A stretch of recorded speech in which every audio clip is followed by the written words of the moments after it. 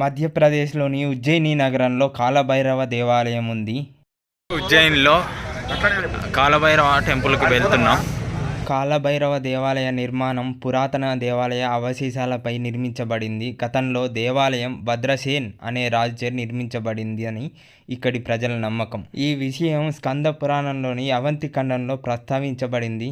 పరమర కాలం 9వ-13వ శతాబ్దం చెందిన శివుడు, పార్వతి, విష్ణువు, వినాయకుడి చిత్రాలు ఈ ప్రదేశం నుండి తిరిగి పొందబడ్డాయి. దేవాలయ గోడలు మాల్వా చిత్రాలతో అలంకరించబడ్డాయి. ప్రస్తుత దేవాలయ నిర్మాణం మరాఠా సాంప్రదాయాన్ని చూపుతోంది.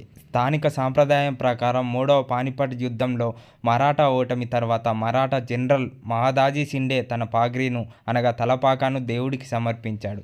ఉత్తర భారతదేశంలో మరాఠా పాలనను పునరుద్ధరించడంలో భాగంగా తన విజయం కోసం ప్రార్థించాడు. మరాఠా శక్తిని విజయవంతంగా పునరుత్థానం చేసిన తర్వాత అతను దేవాలయం పునరుద్ధరణను చేపట్టాడు. కుంకుమ లేదా వెర్మిలియన్తో పొరలుగా ఉన్న రాతి రూపంలో కాలభైరవ ఫోటో ఉన్నది. దేవుడి వెండి తల మరాఠా శైలి పగ్రీతో అలంకరించబడింది. ఇది మహాదాజీ షిండే కాలం నాటి సాంప్రదాయం. అష్టభైరవుల్లో కాలభైరవుడు వారి ప్రధానుడిగా పరిగణించబడుతున్నాడు. కాలభైరవుని ఆరాధన సాంప్రదాయబద్ధంగా కాపాలిక, అఘోరా శాఖలలో ప్రసిద్ధి చెందింది. ఉజ్జయిని వర్గాలకు ప్రముఖ కేంద్రంగా ఉంది. పంచమాకార అని పిలువబడే 5 తాంత్రిక కర్మలలో మద్యం, మాంసం, మత్స్యం, ముద్ర, మైథున ఒకటిగా దేవాలయంలోని భైరవుడికి మద్యం అందించబడుతుంది. పాతకాలంలో మొత్తం 5 నైవేద్యాలు దేవతకి సమర్పించబడ్డాయి. కానీ ఇప్పుడు మద్యం మాత్రమే అందించబడుతుంది. మిగిలిన 4 అర్పణలు సంకేత ఆచారాల రూపంలో ఉంటాయి. దేవాలయం వెలుపల విక్రేతలు కొబ్బరికాయలు, పువ్వులు, మద్యం సీసాలతో కూడిన ప్రసాదాల బుట్టలను అమ్ముతారు. లైసెన్స్ లేని మద్యం విక్రయదారుల వల్ల భక్తులు మోసపోకుండా ఉండేందుకు 2015లో రాష్ట్ర ప్రభుత్వం దేవాలయం వెలుపల మద్యం కౌంటర్లను ఏర్పాటు చేసింది.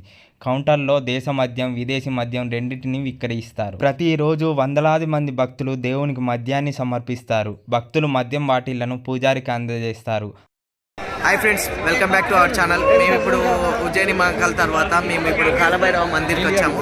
ఇక్కడ స్పెషాలిటీ ఏంటి అంటే అందరూ మన కాలభైరవునికి ఇక్కడ ఏం చేస్తారు అంటే మనకు శివుని టెంపుల్లో ఏమవుతుంది అంటే శివలింగం ముందు మనకు ఎప్పుడైనా నంది ఉంటుంది. కాకపోతే ఇక్కడ ఏంటిది అంటే కాలభైరవుని వాహనం ఏంటిది అంటే కుక్క.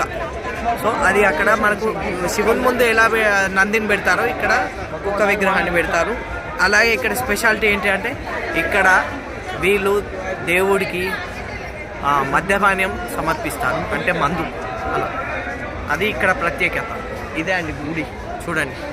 భక్తులు ఇచ్చిన మద్యం బాటిళ్లను పూజారి సాసర్లో పోసి దేవుని పెదవుల దగ్గరకు సాసర్ను తీసుకుంటాడు. అతను ప్లేట్లో కొంచెం వంచినప్పుడు కొంత మద్యం అదృశ్యమవుతుంది. సీసాలో 1/3 వంతు ప్రసాదంగా భక్తుడికి తిరిగి ఇవ్వబడుతుంది. దేవాలయ పూజారులు అలాగే పలువురు భక్తులు దేవుని పెదవుల దగ్గర ఎటువంటి కుహూరం లేదని, దేవుడు తనకు సమర్పించిన మద్యాన్ని అద్భుతంగా మింగాడని పేర్కొన్నారు.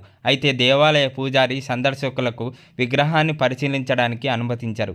అతను మాత్రమే అద్భుతం చేయగలడని, విగ్రహాన్ని మద్యం మింగడానికి ప్రయత్నించిన ఇతరులు విఫలమయ్యారని కూడా అతను పేర్కొన్నాడు.